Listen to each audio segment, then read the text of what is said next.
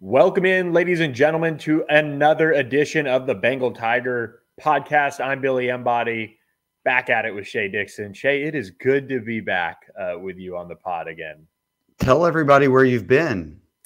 Been playing dad and consistently going to be doing that for the next however many years with our boy Jack Ryder, who came to us in the early morning of March 30th. So pumped. It's been awesome.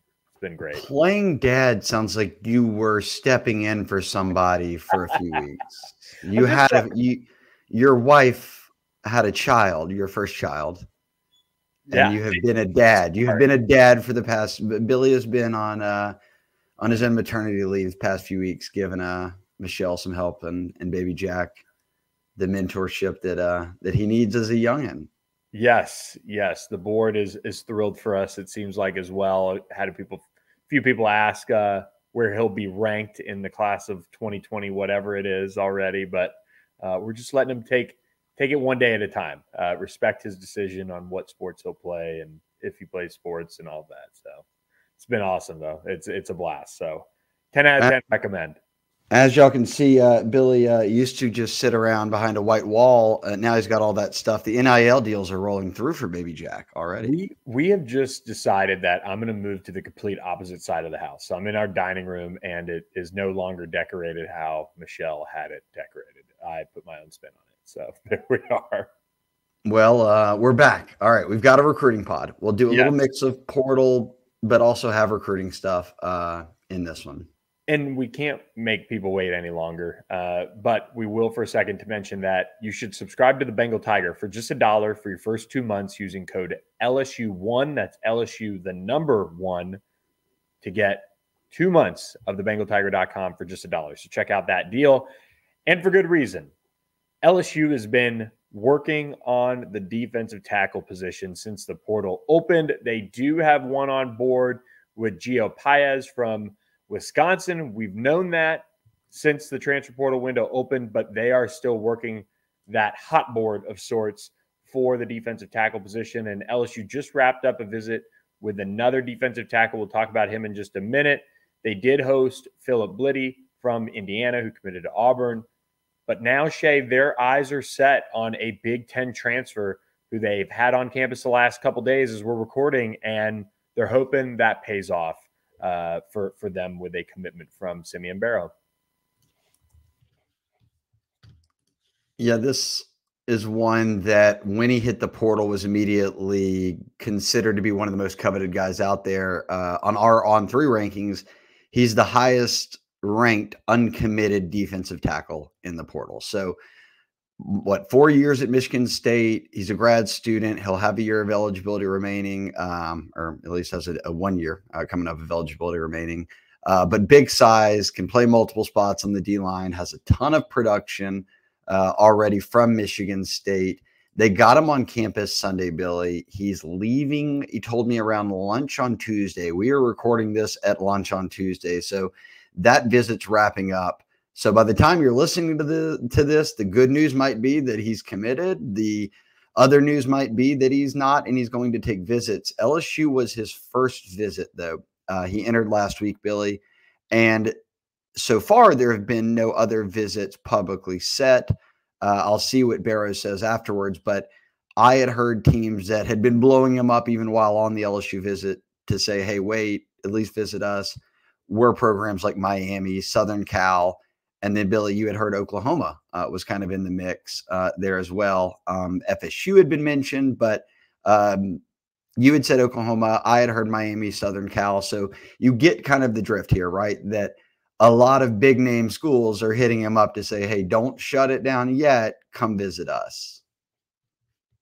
And it's funny. We just had Andy Staples on the Bengal Tiger podcast. That'll drop later this week if you're listening to this on Tuesday. But he and I were talking about it's the same schools that need defensive tackle help for the most part. And for the most part, it's these SEC schools involved with these players from out of the conference. And that makes sense because you can't transfer SEC to SEC right now. So for LSU to go after Simeon Barrow, definitely the right move. I posted some tidbits on the board over the weekend on Saturday. The staff does have some ties here to him, both with people around him and just kind of always keeping a close eye on him as well, because he did flirt with portaling in the fall after the Mel Tucker debacle. So that was reported on. So there were a lot of schools around the country that were just at least watching him.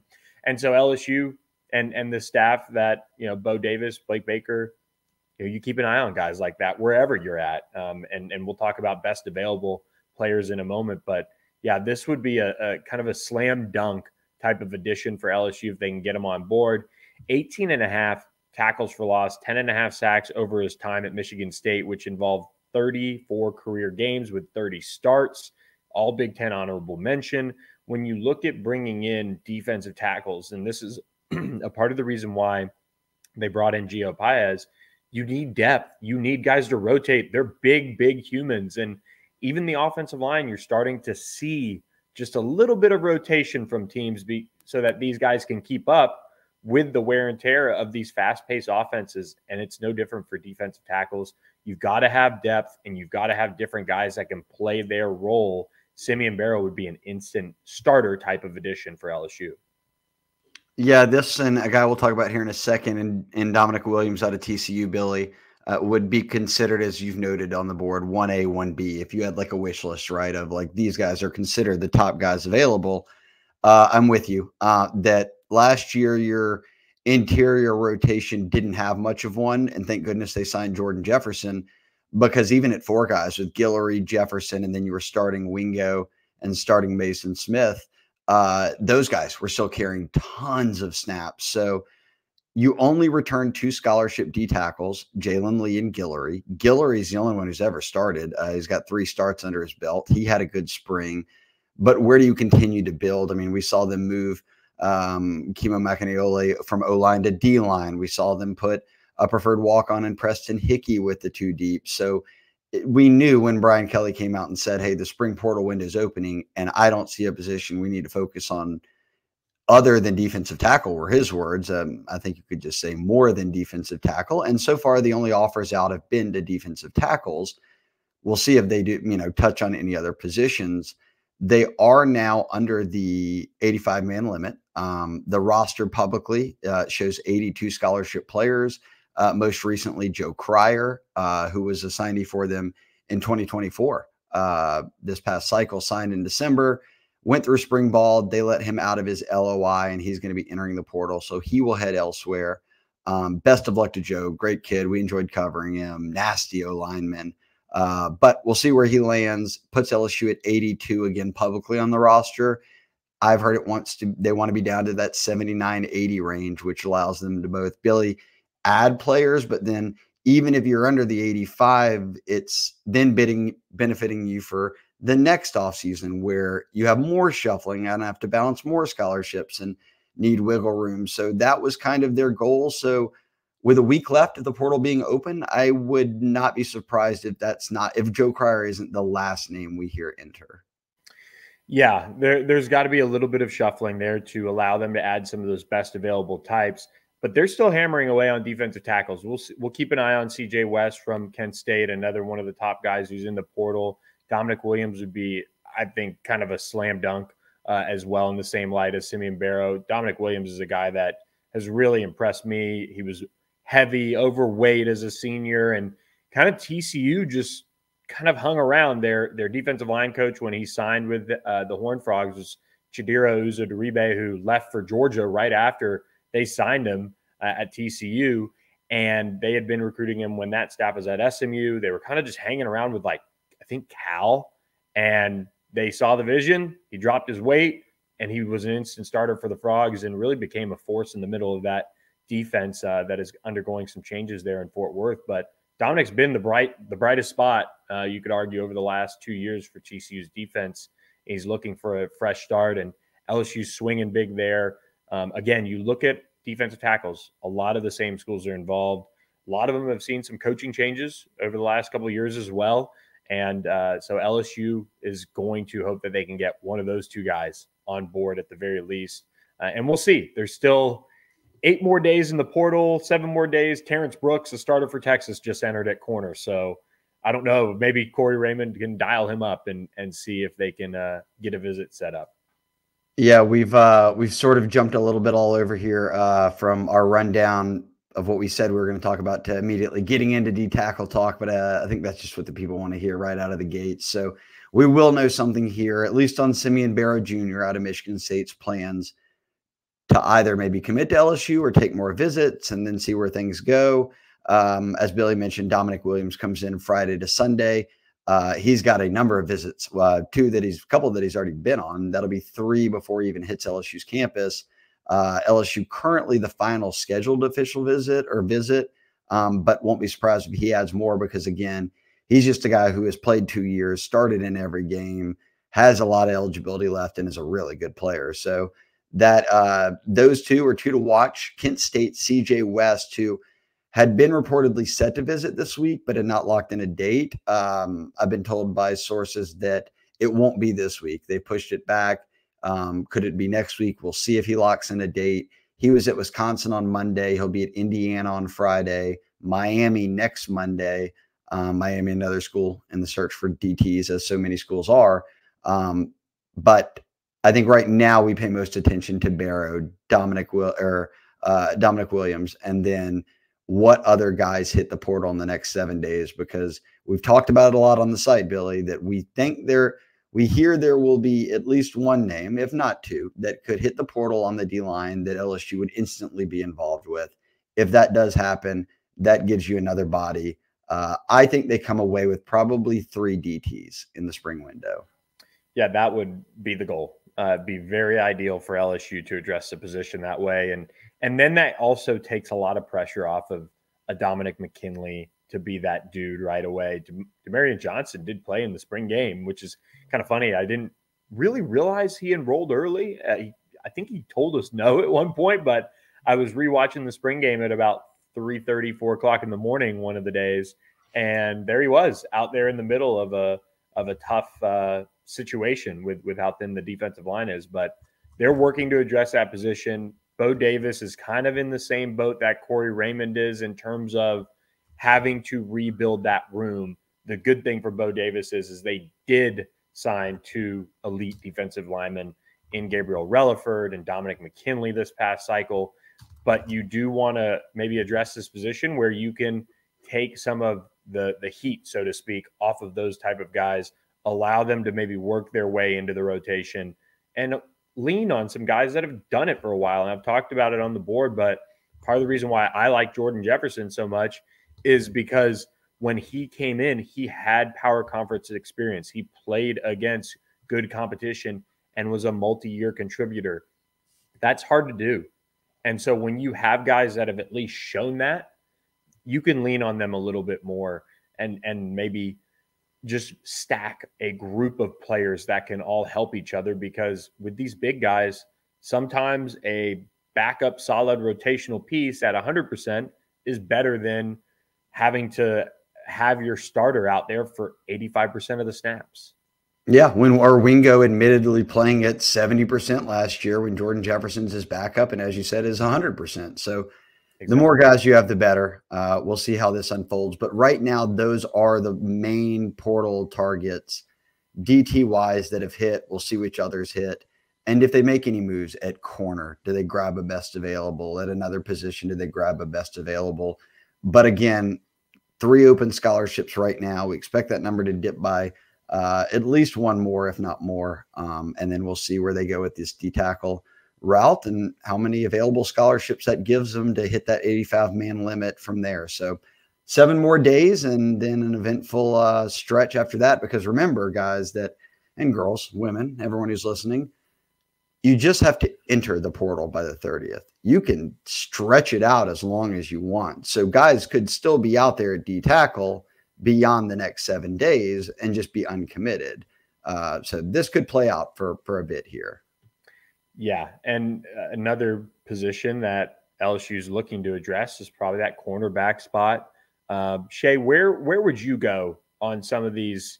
Where would you address if you're LSU? If you've got, let's say you're down to 79 scholarships, where would you address for this 2024 season? What would be your best available take? I mean, I think there's so many nuances to it. Like, do I agree that you could go get a running back that would give you depth? And they feel Trey Holly will be back. But even when none of the Trey Hollies off the field arrest stuff are coming into play, people thought, is 4 running backs enough? One gets injured, you're down to 3. I could see that being it, but then you have to immediately say, okay, that person has to have really only 1 year of eligibility left, because you're about to bring in Harlem Berry and JT Lindsey and Caden Durham this year, for this year's team, let alone whatever else you've added in the future, a portal guy next year. You don't want anyone on roster for a long period of time. 2, no one's going to come here like a massive star running back, because those guys right now, beyond NIL, they want to be guaranteed touches. I want 15 touches a game. I want 18 touches a game. I want 20 touches a game. That's not going to happen when they have Josh Williams and Caleb Jackson on the team, let alone Durham coming in, Holly being back. So every position I pick, it probably would come with a bit of a story like that. Straight need, I would probably say I would take a best available corner if a guy popped up that made sense. Yeah, and corner is one of the positions that has not delivered, at least until a couple of minutes ago with Terrence Brooks entering, a true steady starter, kind of consistent level of cornerback. Ed Woods, you can argue, from Arizona State. Obviously, people talk about Cormani McClain, but he kind of has some baggage here and there. But this is a position that, just for whatever reason so far in the portal, hasn't delivered that easy to just go and say, all right, that's the best available guy. Let's go ahead and let's jump all over that player. And so we'll be keeping an eye on that spot. I think corner is definitely a spot that they would love to address. I would honestly say receiver. They've lost Kai Preon. They've got some younger guys. They've got a talented 2024 bunch that's coming in. But I think just with some of the uncertainty maybe around that position, maybe you bring in one more, just a 1-year kind of stopgap if you could find the right guy to address that position group. Just because with a first-year starting quarterback, I mean, Kyron Lacey's done it as a third guy for a couple years for LSU. CJ Daniels is new. He's taking a step up from Liberty. I think he's got a chance to be good. You just got a lot of variables there. Try to hedge your bet just a little bit, or minimize the risk, I should say, and bring in a true best available type of receiver at that spot. Yeah, I don't know. I think they're good at receiver. I like where they're at receiver. I'm not saying they're going to. Last spring, I said they should bring in a running back very early. A lot of people kind of thought maybe they wouldn't. They end up bringing in Logan Diggs, and they needed all the depth there last season. But I think I agree with you on the running back spot this year. A lot harder with those guys that are coming in, and you see a young back like a Caleb Jackson, and then you have a veteran with Josh Williams to kind of sell it. There's a lot more uncertainty with the running back room last year. I'm with you. DT, and I'm not shocked that that's been the offers so far. Yep. And again, look, punter is one that Brian Kelly said, I want to see competition at. Do they test that? Peyton Todd is not hitting the portal that we've heard of. So is it him versus a scholarship guy, a PWO, an Aaron Burrell, who's coming in this summer and can also punt? I don't know the answer, but that's another spot that they said they'd like to see some competition at. So I don't know. April 30th, that's the cutoff date. We'll know a lot more after that. Yeah. So again, jump on board with the Bengal Tiger for just $1 for 2 months with code LSU1. That's LSU, the number 1. That's a special code for all of our friends watching on YouTube or listening on our podcast platforms, wherever you catch the pod at. Also, Jay, I think it's a safe time to remind our friends to take a look at jumping on board with our friend Andy Ludicky and myperfectfranchise.net. If you are ready to leave that corporate rat race for the American dream, or you're looking for a side hustle while working your current job, or just wanting to diversify, build wealth, or leave a legacy for your family, your friends, whoever, Andy can help. He's a franchise consultant as well as a franchise owner, and he helps people find franchises that fit their skill sets, passion, financial requirements, time requirements, and all the reasons why people get involved with the franchise. His services are 100% free, and he's here to help. If you have any questions, you can reach out to him at 404-973-9901. You can email him, Andy, ANDY, at myperfectfranchise.net.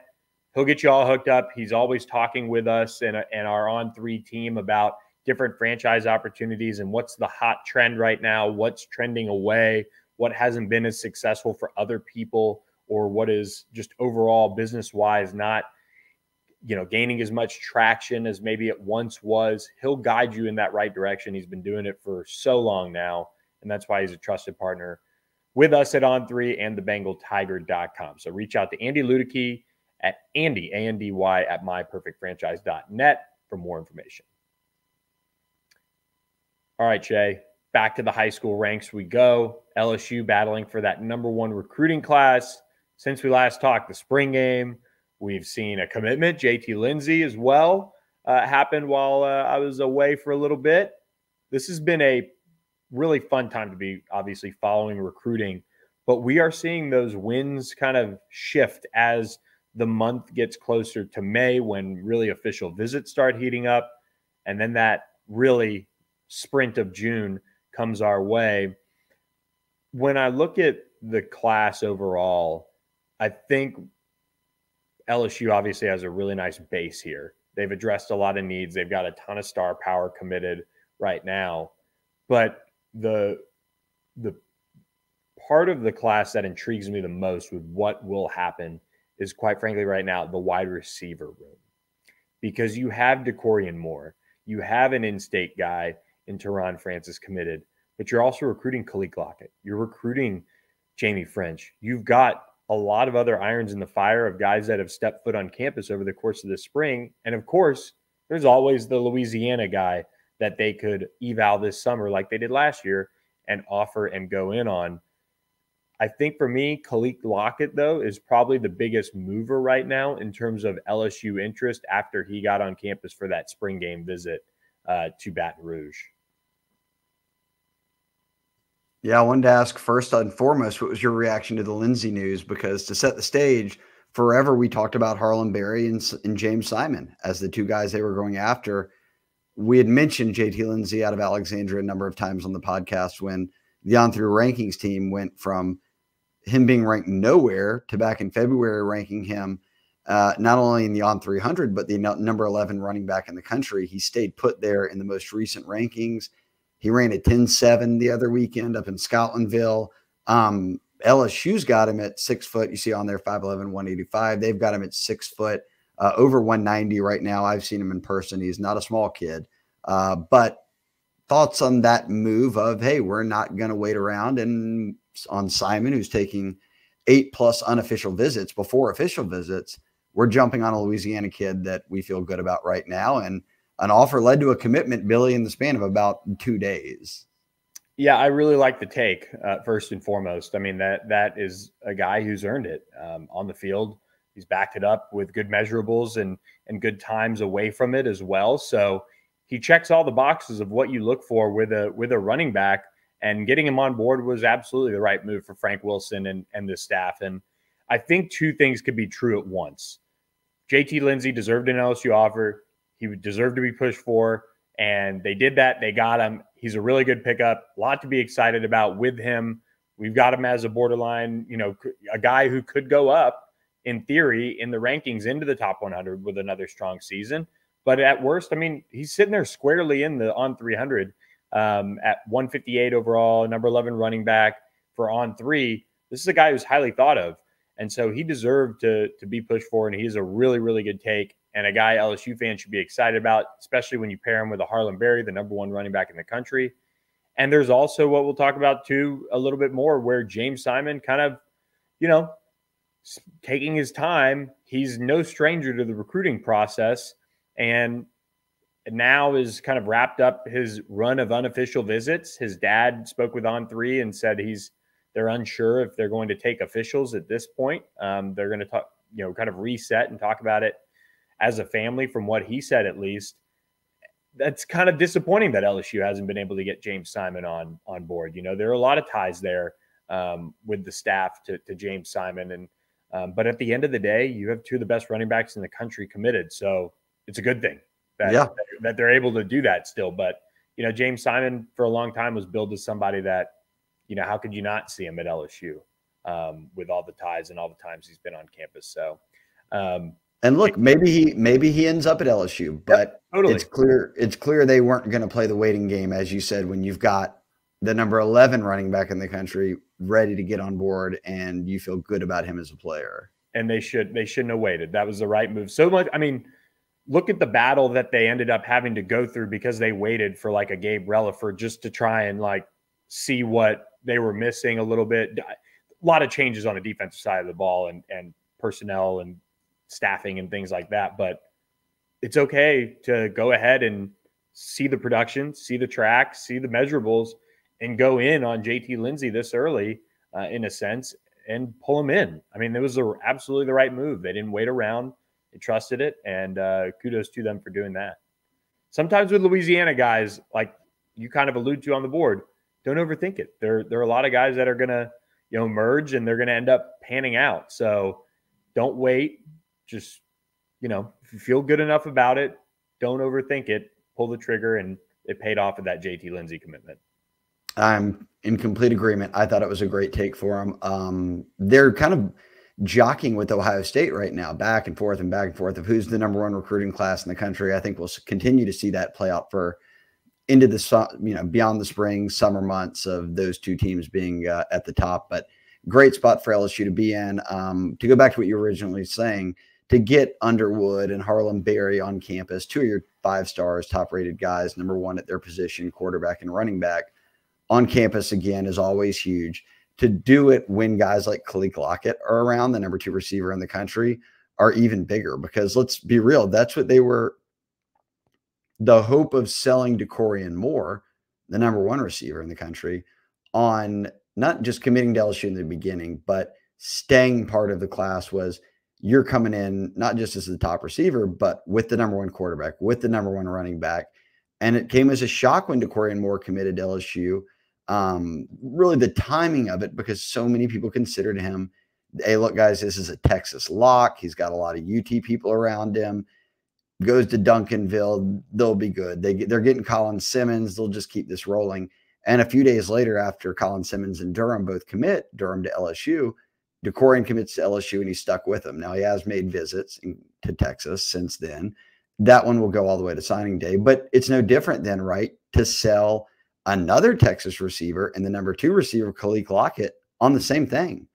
You'd be coming in with the number 1 quarterback and the number 1 running back on an offense that just finished number 1 in the country. And you can dive deeper, because you went out there and you actually hung out with Khalil and, his coaches, and you went through some training the other morning, bright and early. Billy woke up and drove down there. But the vibe is that whatever LSU's pitching is working.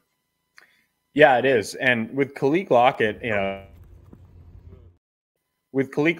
looking at one of the top, receivers in the country overall, and a 5-star, and a guy that, if you're sitting there looking at the on 3 RPM, you're seeing obviously that Texas is sitting there at the top of it, but LSU's made a really strong impression here on the Saxy Texas native. And I think for me, a couple of big takeaways: him and DeCorian are pretty close. And these Dallas guys in particular really stick together when it comes to kind of just how they think about each other in the same light. It's more of a Dallas versus Houston type of mindset.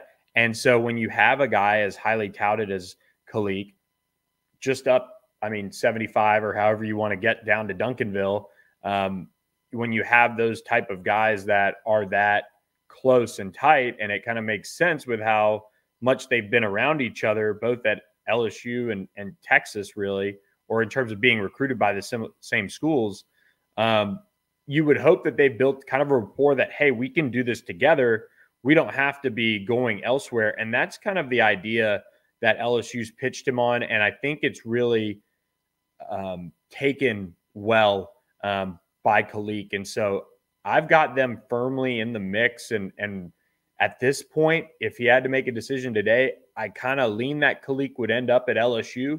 He's still going to obviously go through his official visits, but he told me at least that he could shut it down at any time. Like if he feels like it's best, he's not releasing a top 10, 5, whatever. He said they're corny, quite frankly, and he just wants to go through his process. He's kept it fairly close to the vest with family, friends. He wants to go somewhere like an LSU, like at Texas, where they have highly touted quarterbacks either on or going to their roster. And, that's kind of where LSU, that recruitment's at. I feel like it's an LSU Texas battle at this stage. And who knows, it could swing back and forth a little bit in terms of the rumor mill or whatnot, but LSU did an unreal job with his visit. And the whole premise is look, like you said, come team up with Bryce Underwood. But Bryce really impressed on that visit too. He's a very normal guy. And that's from, I spent some time around him at the Battle Miami tournament way before he was committed. He's just a cool customer. He doesn't really make it too much about himself. And that really sticks out to a guy like Khalid Lockett. Well, they have a shot. Hey, they have a shot at they have the number one. Could they hold him? And can they get the number two receiver? Good time to be an LSU fan on offense right now. Let's see. What other notable recruiting stuff is caught your mind from your couple weeks away? I think Bryce Underwood being as locked in as he is, and during kind of my time away, so to speak, taking a Jack on like a walk, I'll jump on the phone a little bit more than maybe I have in the past and been able to pick the mind of some people. But Bryce is super locked in, and I think that's so rare at times when you look at some of these highly touted prospects. I've got multiple people. You can hear it from an LSU source and say, okay, great. He's locked in. He's telling you guys all the right things. But when you hear it from all over the country and different prospects and different people, they're saying, no, man, this guy is recruiting us. He's not taking any visits. His dad told us, oh, we're not talking to other schools. That is so important for LSU that you never have that peace of mind, and the staff doesn't operate like that, because I don't want people to go after Joe Sloan thinking he's chilling with the number one player. But they recruit him every day like he's uncommitted. But he is that locked in. It's so important for LSU's class, because even if a Decoria Moore ends up going to Texas, and you land Khalid Lockett, or you see some other shifting, you have the number one overall prospect in the country, and you got to feel real good about everything holding in place for him to sign with LSU. And so as the spring happened, we haven't seen him pop up anywhere else. We haven't heard a peep about anyone getting in there. That's really good news for LSU. That's my biggest takeaway. Nope. Totally with you. We talked about James Simon a little bit with JT Lindsey committing. Simon is finishing up this 8-stop tour. The buzz is around Texas a little bit as a team, kind of to continue to keep an eye on. So we'll watch that one. Any thoughts there? I know we talked just about the JT Lindsey edition, but do you think James Simon could, before official visits, pop to a school? Yeah, I guess he could. I'm intrigued to see what happens with him, because I don't think, and this is why fans are fans. I don't think JT Lindsey being a take for LSU and being committed all of a sudden means James Simon's not as good of a prospect, shouldn't be a priority for LSU to try and get a third running back in the class, and doesn't mean that James Simon doesn't like LSU. It's just him going through the prospect process.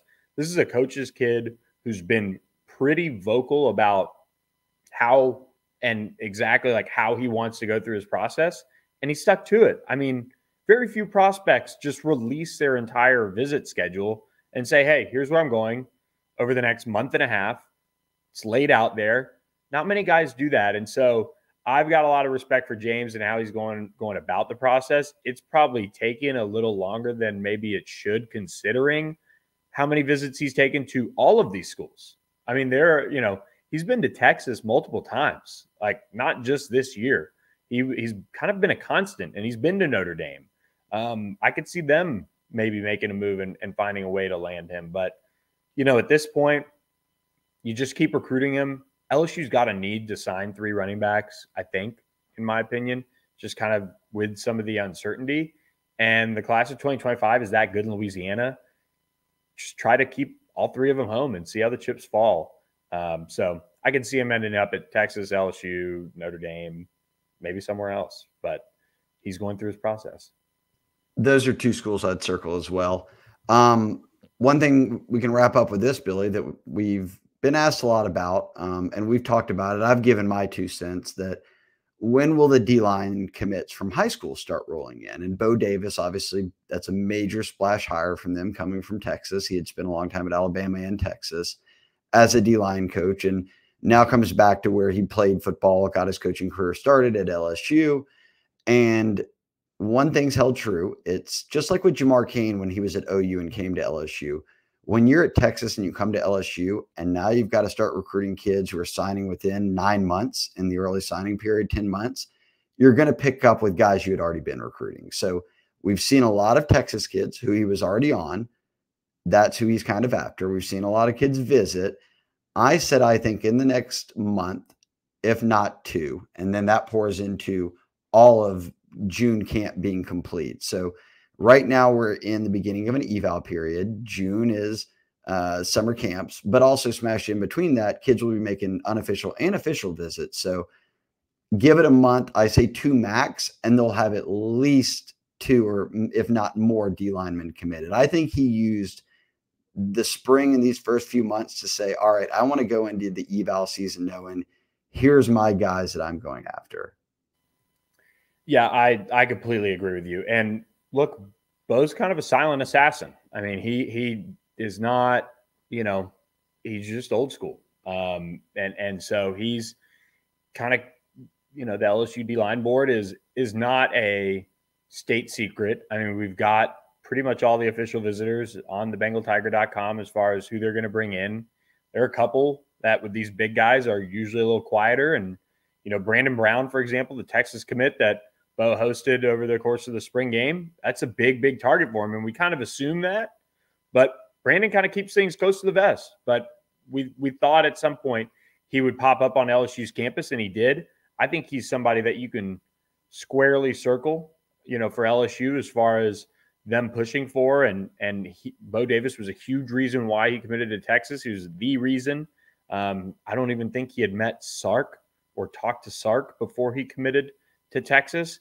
And now LSU has him on campus for their spring game, and they're reconnecting. And so I do think that over the next 2 months, official visit season is going to stretch into that end part of June, and we start seeing some decisions get made. And by that point, Bo Davis should have a couple D tackles on board that you've got to feel good about and just start building up that depth a little bit. They're recruiting a lot of D tackles. They've got to come away with a couple, and they will. I think the magic number's 3. I think that's what they'll land at. Yeah, I think that would be any combination of, a Brandon Brown, a Zion Williams, a Jeremiah McLeod. They've got Xavier Upanu who's going to visit this summer. They've got Dylan Battle who's going to visit this summer. They've got all sorts of options, and they're going to also bring in a lot of guys from Louisiana to camp. There's a lot of Louisiana defensive linemen, and in particular defensive tackles, that kind of have that group of offers that are ranging from group of 5s to maybe like 1 Power 4 type of program or 2 Power 4 type of programs that have offered. Maybe there's somebody out of that group that emerges and they've said, okay, let's take him. We feel good about adding that depth and doing it with a guy from the boot.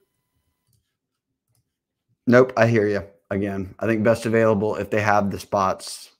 We'll see, but things are rolling well. Like I said, still ranked number 1 on 3 LSU's class, jockeying back and forth on the industry rankings with Ohio State. And the goal for the portal was DTs, Billy. They've got 1 committed in Paez. We'll see about if another 1 or 2 enter that they can really jump into the mix for. But to sum it all up, the goal seems to come away with one of these guys of Barrow at Michigan State, Dominic Williams at TCU, and maybe a CJ West at Kent State, TBD. Yeah, that would be very ideal. That would put them in a real good spot defensively. They can upgrade their front group and they can maybe put some pressure on the quarterback and maybe save these corners a little bit of a headache or whatever if they can address that spot. Because corners, we'll see. A few more days to go in the portal window. If they don't see a starting 1 enter, that's tough. Just going to need to make sure they reel in some of these D tackles. So with that, anything else? We've covered plenty. Yeah. Good long recruiting pod for you guys. Things off. We are back. We'll be back next week with another recruiting pod. Also, stay tuned for our podcast with Andy Staples as well from On3's national side of things, talking LSU spring, SEC, national landscape, the NFL draft, and more. So hope you guys enjoyed this edition of the Recruiting Podcast. Subscribe wherever you get your podcasts and also to our YouTube channel as well. Appreciate all you guys who have jumped on board with us at the Bengal Tiger. Thanks for bearing with Maddie B and Shay as they had to run things by themselves while I waited around for a feeding or just hanging out with my baby boy. So I appreciate them for stepping up so much. It's a lot of fun, but it made their lives a little more hectic the last few weeks. So, well, Zion got hurt and Pels lost the first game. All seemed lost to them. And guess what? They won the second game of the play-in, got in with an undermanned roster, and now they're rocking the playoffs. So that's what we did for you. We stepped up when Zion went out there. Yeah, I need my my Lightning to step up tonight in game 2. So we'll see. Well, best of luck to Baby Jack. Congrats. Hoping he go down 0-2.